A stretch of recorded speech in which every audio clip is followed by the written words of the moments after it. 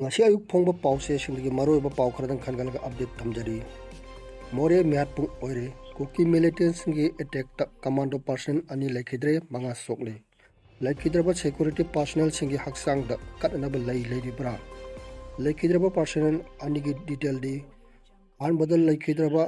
hawaldar takhelmam sailesor laipam lamsang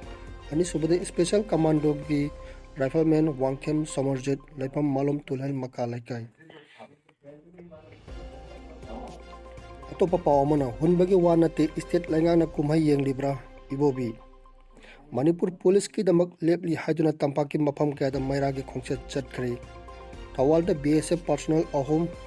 मिसम मापन सोकले BJP के लैंगाक सेमलिबसी Manipur थोगाइनबरा focus के प्रेसिडेंट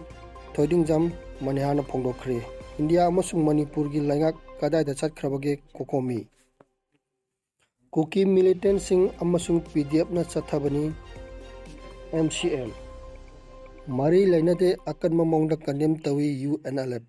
पांगगी एमपीटीसी के नोंमई लौखिबगी मायोक्ता सीबीआई न खुलंगाप मंगा के मतकता चार्जशीट थागतखरे मफम खरदसु अमुक हन लानफम ओइरखी फ्रांस की नुपी अमा चुचामपुर फावरग इम्फाल तमना लाकलमले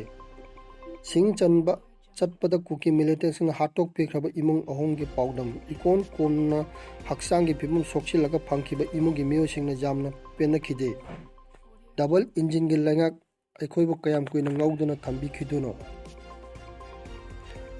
लानगी चैथेंग नंगलबा आर्टिस्ट सिंगी थमोयगी